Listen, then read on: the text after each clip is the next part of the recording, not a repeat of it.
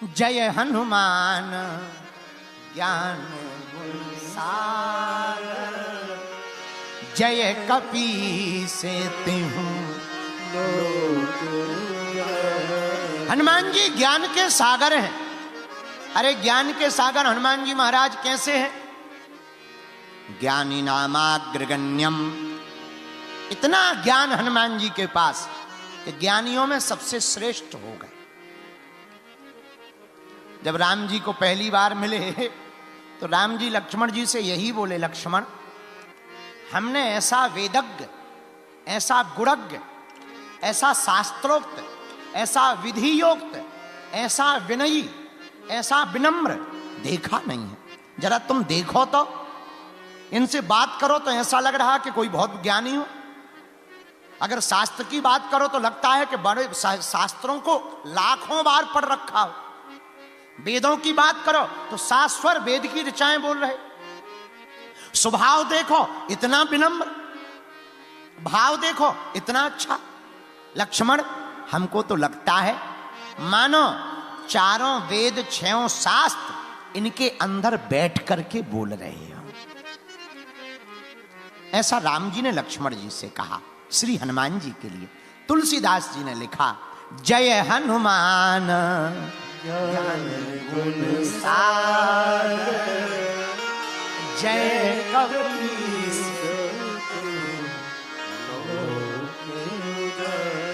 यही हनुमान जी महाराज तीनों लोकों में राम नाम का उजियारा करने वाले हैं। क्या करने वाले हैं बोलो? अच्छा, तीन लोकों में उजियारा किया। गगन में मारी एक उछाल, गगन में जाकर, आकाश में जाकर के सूर्य को खा करके राम नाम का उजियारा किया। ब्रेकफास्ट में ही सन को खा गए, सूर्य को। बाद में उगला, जब बहुत निवेदन हुआ तब छोड़ा। आकाश में भी राम नाम का पताका, पाताल में भी यही रावण को मार करके राम नाम का पताका फहराया, और पृथ्वी में लंका जा करके अपनी पूंछ से रावण की मूंछ उखाड़ करके पताका फहराया। तीनों लोकों में हनुमान जी ने पताका फहराया। हमने ये चौपाई क्यों ली? हनुमान जी तीन लोकों में महिमा पहुंचा रहे हैं, और हम जहां बैठे हैं वहां भी तीन नदियों का संगम है, गंगा का, यमुना का और सरस्वती का। धन्य है प्रयाग, धन्य है प्रयागराज।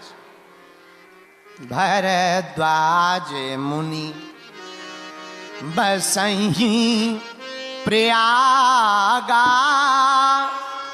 तिनहि राम पद अति अनुरागा।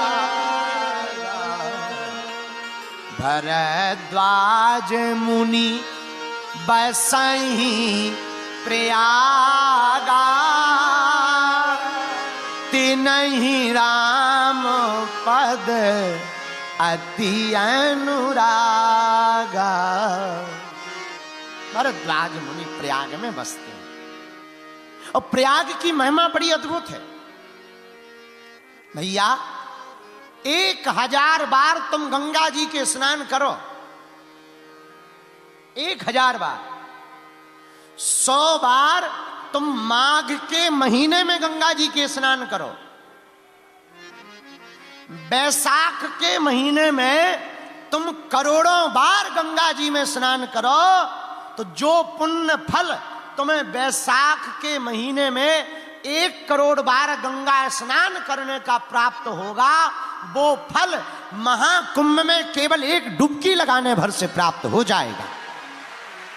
हाँ, ये हम नहीं बोल रहे हैं, आप हमारी बात मत मानिए कि हम बोल रहे हैं। ना ना ना, ऐसा स्कंद पुराण बोल रहा है।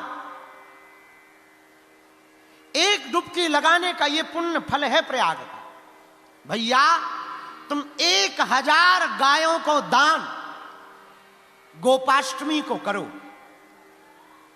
1,00,000 गौओं का दान तुम मकर संक्रांति को करो, 7000 तिल के पहाड़ तुम ब्राह्मणों को मकर संक्रांति को तिल दान के रूप में दो, तो जो पुण्य तुमको 7000 पर्वत तिल के बनाकर दान देने का मिलेगा, वो प्रयाग में कुंभ में एक संत को मात्र भोजन कराने से प्राप्त हो जाएगा।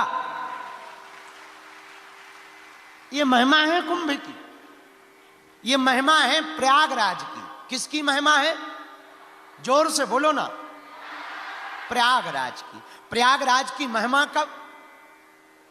साधक कहता है माघ मकर गत रवि जब होई,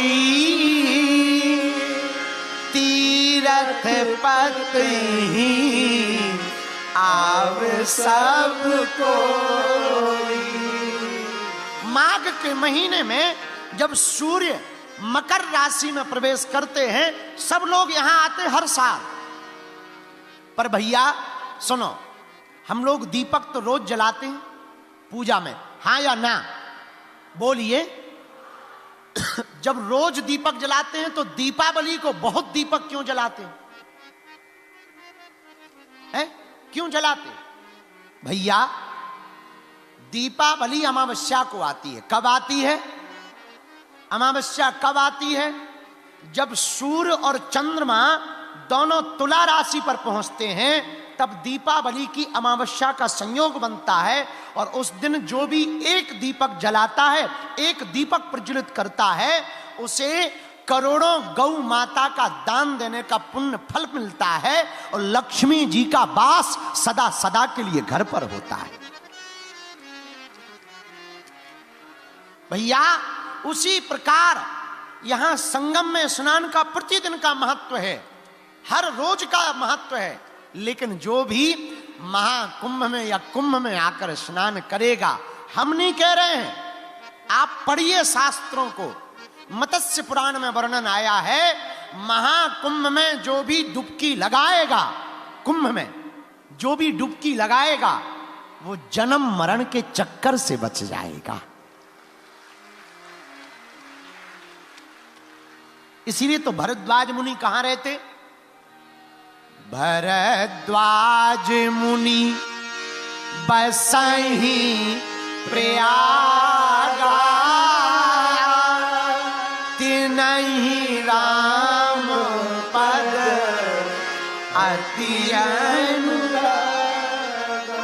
भैया यहां केवल त्रिवेणी भर का संगम नहीं है, यहां एक बट है जिसका नाम है अक्षय बट। आपने सुना है ना? दर्शन किया? अक्षय वट का मतलब क्या होता है पता है तुम्हें? जिसके नीचे बैठकर जो भी कामना, कल्पना या जप, तप, ध्यान, दान, व्रत, संयम, यज्ञ, हवन, पुण्य, सत्कर्म करोगे, वो कभी क्षय नहीं होगा, कभी मिटेगा नहीं। उसी का नाम अक्षय वट कहलाता है।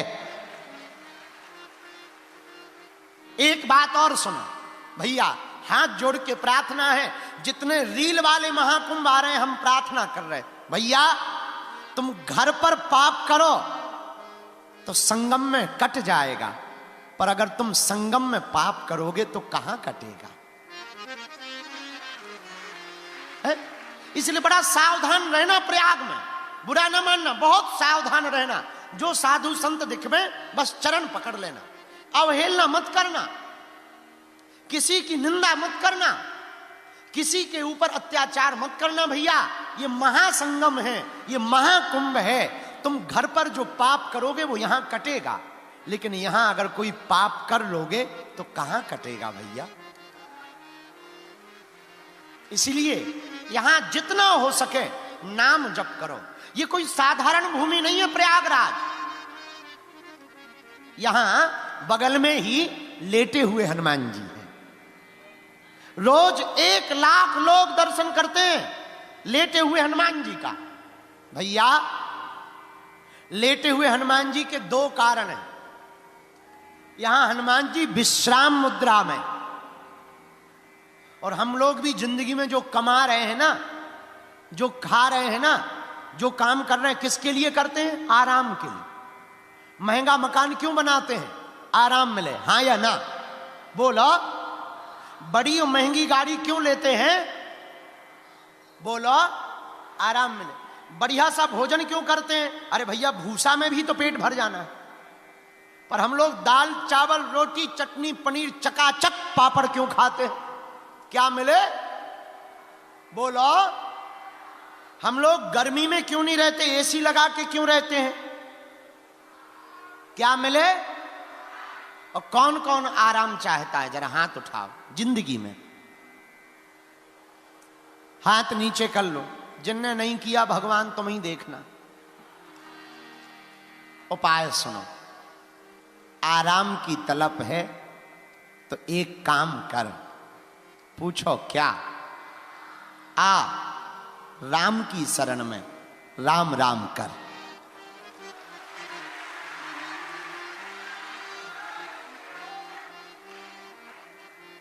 भगवान को कहो, मुझे कौन पूछता था तेरी बंदगी से पहले, मुझे कौन पूछता था तेरी बंदगी से पहले।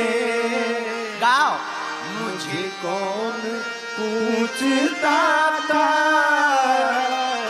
तेरी बंदगी से पहले, मैं खुद को ढूंढता था, मैं खुद को ढूंढता था इस जिंदगी से पहले।